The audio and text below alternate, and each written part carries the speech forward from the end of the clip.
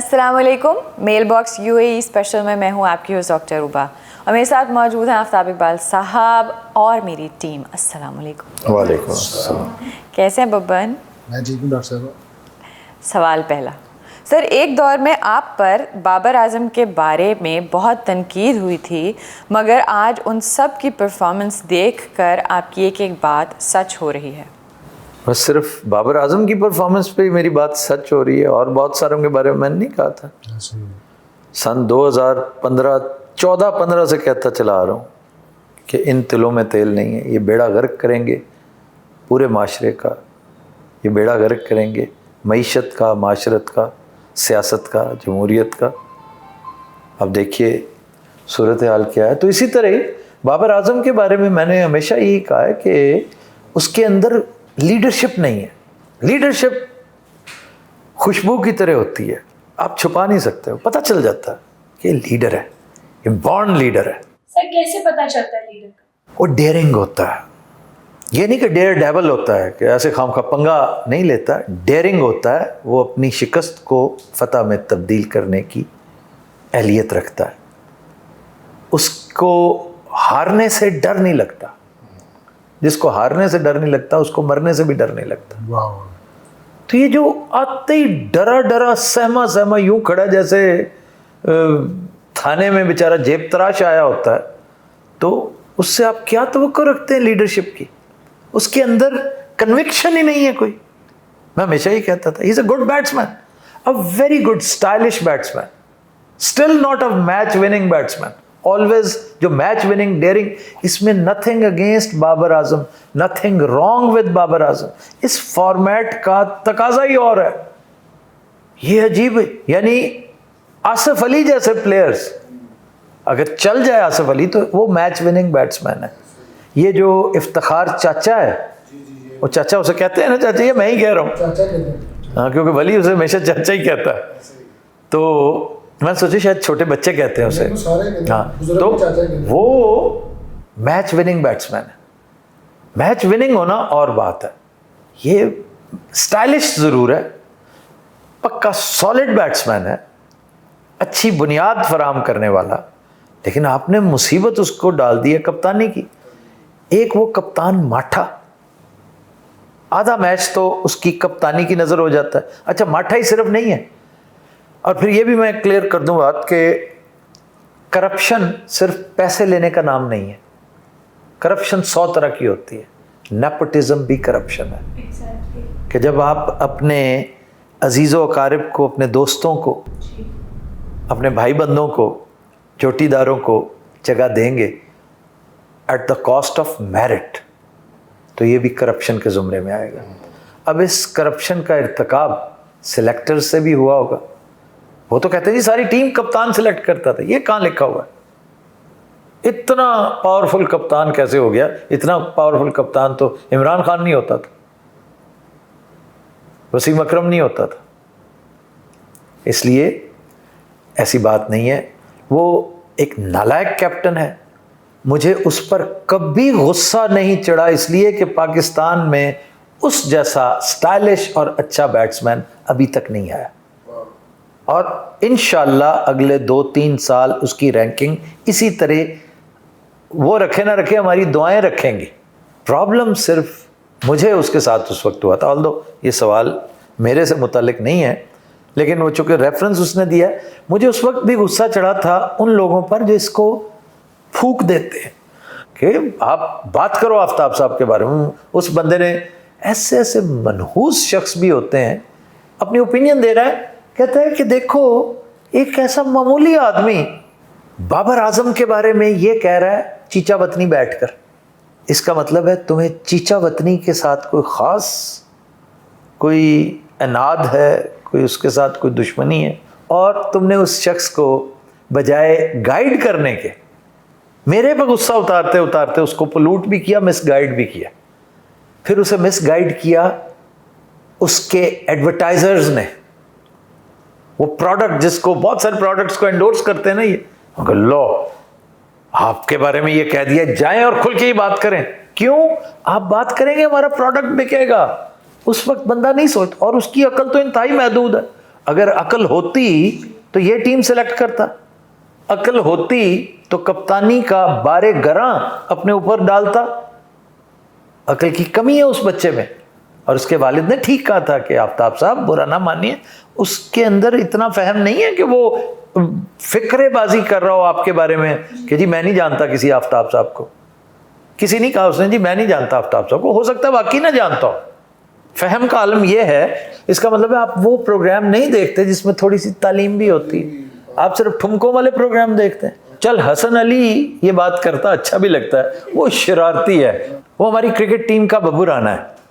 बाबू ये कॉम्प्लीमेंट है, इस पे एतराज अगर होना चाहिए ना तो हसन अली को होना चाहिए। नाजा नहीं, वो शरारतें करता है, हसन भी शरारतें करता है, 2-3 और भी हैं जो करते हैं। तो इसको फूक देने वालों ने इस तरह, उससे चाहिए था उसको क्लियर करता जी मैंने वाकई आफ्ताब साहब का शो नहीं देखा, जो मैं अब देखूंगा। आफ्ताब साहब ने अगर मेरे पे तनकीद की है कि वो मुझे अच्छा कप्तान नहीं, मैंने कभी नहीं कहा कि वो अच्छा प्लेयर नहीं है, अगर कहा है तो गलत कहा है। मैंने कहा वो अच्छा कप्तान नहीं है, मैं उसे अच्छा कप्तान नहीं मानता। और अगर पता नहीं मुझसे सरजद हो गया हो, मैंने कहा कि मैं उसे अच्छा प्लेयर नहीं मानता, मैं ये बात खिलाफ वाक़या है, मैं कैसे मान लूँ? जब मैं कोयटा आज तक गया नहीं, मैं कैसे कहूँ कि हाँ जिन दिनों मैं कोयटा था पता नहीं मैं आपसे मिला हूँ या नहीं मिला? मैं कोयटा था ही नहीं, मैं आपसे कहाँ मिलूंगा? अच्छा कप्तान नहीं हो, वो अच्छा कप्तान ना था ना है, ना होगा, ये भी हो सकता है ना होगा, इम्कान होता है ना, पता चल जाता है कि होनहार बिरवा के चिकने चिकने पात।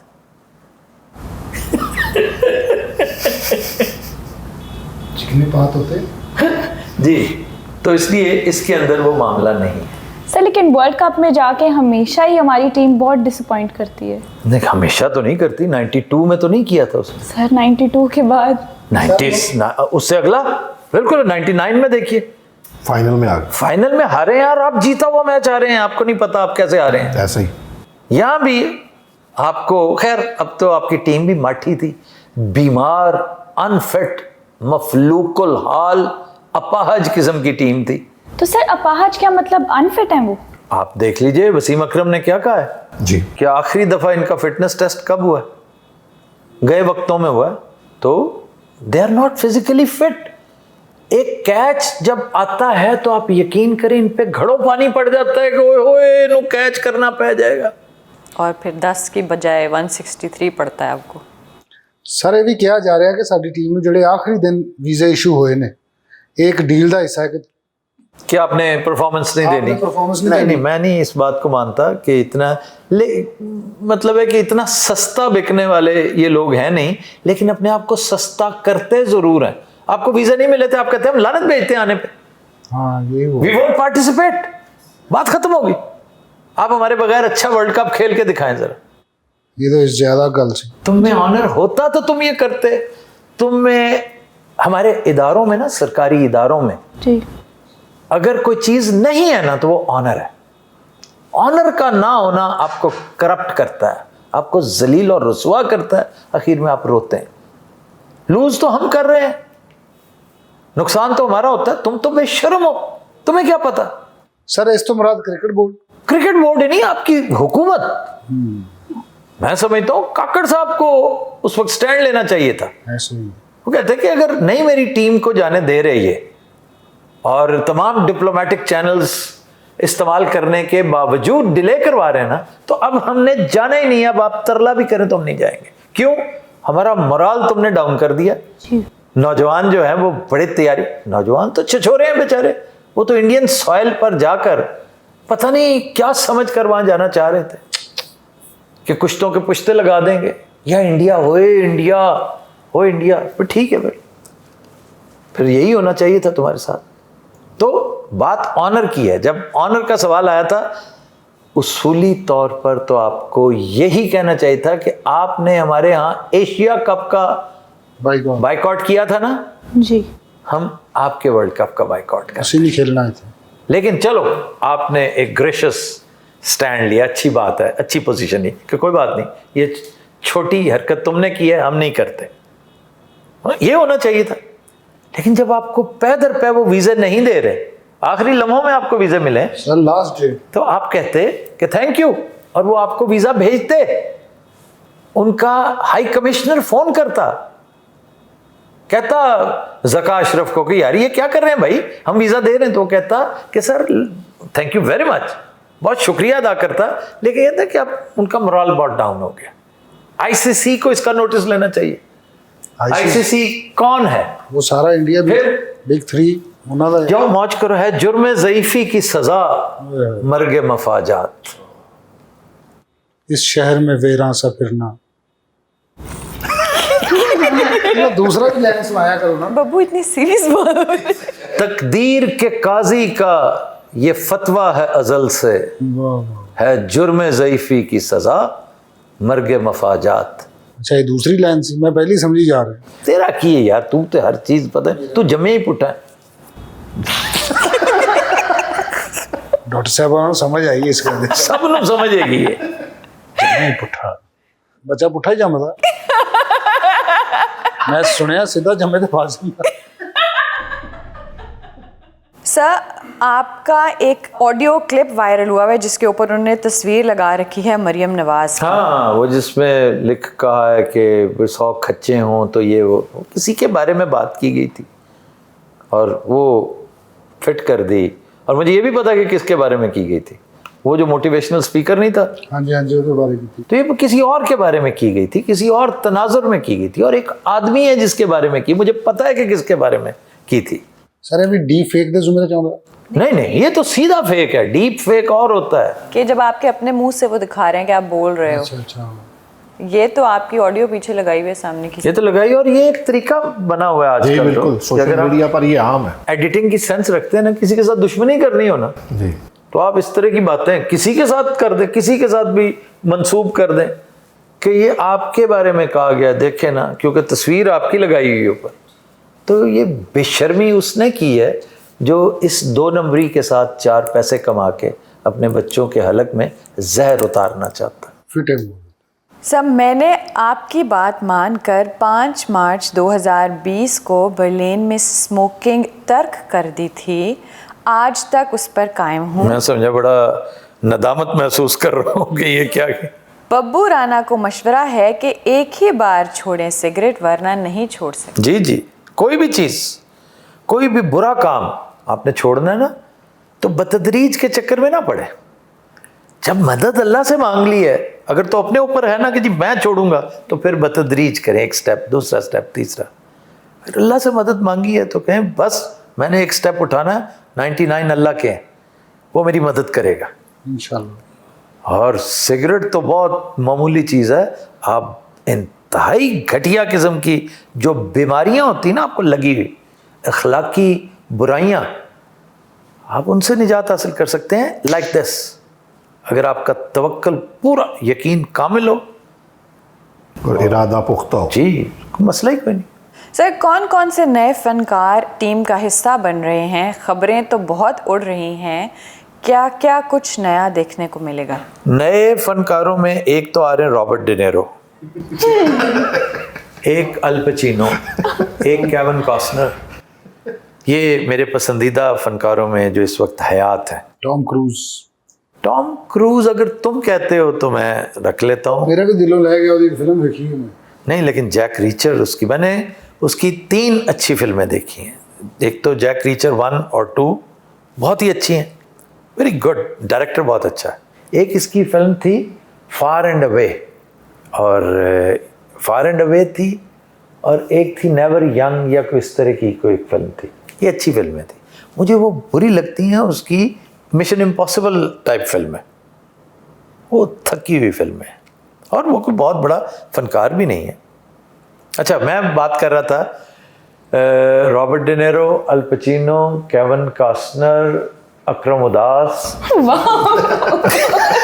क्या कॉम्बिनेशन है सर। लाला रूबी है ना। सर, आपने बहुत खूब साथ निभाया। गिटार के साथ हफ्ते में कम से कम 1 आध शो ज़रूर किया करें। नहीं, बड़ी दाद आई जनाब, क्या कहने। लोगों ने मैंने ताने देते भी साड़िया वे गिटार में। नहीं, गिटार तुम भी सीखो। मैं सीख रहा हूँ इंशाल्लाह। किससे सीख रहे हो? आपसे। वक्त हुआ है ब्लूपर्स का। Happy watching. ਕੋ ਪੈਨਾਡੋਲ ਲੱਭ ਕੇ ਸਾਨੂੰ ਤਕਰੀਬਨ ਉਹਦੇ ਚ ਕੋਈ 250 ਗੋਲੀ ਉਹਨਾਂ ਨੇ ਸੁੱਟਤੀ टाइलेनॉल ਟੈਨਾਡੋਲ टाइनाडोल टाइलेनॉल ਟੈਨਾਲੋਲ टाइलेनॉल टाइलेनॉल टाइलेनॉल ਬੈਸ ਨਾ ਕਰ ਹੀ ਕਰਦੇ ਬਸ ਤੂੰ ਵੀ ਮਾਰ ਉਹਨੂੰ ਕਿ ਮੈਂ ਬਹੁਤੇ ਪੈਸੇ ਲੈਣਾ ਉਹਨੂੰ ਵੀ ਮਾਰ ਆਰਿਆ ਤੂੰ ਵੀ ਮਾਰ ਕੇ ਮੇਰੀ ਉਹ ਲਗੇ ਇਤਨੀ ਮੁਸ਼ਕਿਲ ਸੁਖਾਨਾ ਮੌਲਾ ਦੀ ਸਭ ਮੇਰੇ ਦਰਦ ਹੋ ਗਈ ਤੁਹਾਨੂੰ ਪਤਾ ਹੈ ਸੈਂਡੋ ਟੈਪ ਕੁੜੀ ਹੈ ਮੌਲਾ ਦੀ ਸੋਏ ਜਿਮ ਵੀ ਜਾਂਦੀ ਹੈ रात भी तगड़ा जी ਇਹ ਦੌੜ ਵੀ ਲਾਉਂਦੀ ਹੈ ਇਹ ਤਾਂ ਤੁਹਾਨੂੰ ਪਤਾ ਲੰਗਰ ਮਿਸਤਰੀ ਬਹੁਤ ਆਲਾ क्या ਸਹੀ ਲੰਗਰ ਭੇਜਦੀ ਹੈ ਤੌਬਾ ਹੀ खुदा का वास्ता ये सेगमेंट कदम मुकड़ा मैं मुझे नफरत है तुमसे जिंदगी में तेरी तरफ नहीं देखूंगा ये सारा फिर बात करो उससे कोई अल्लाह दी कसमें ले गया नशा में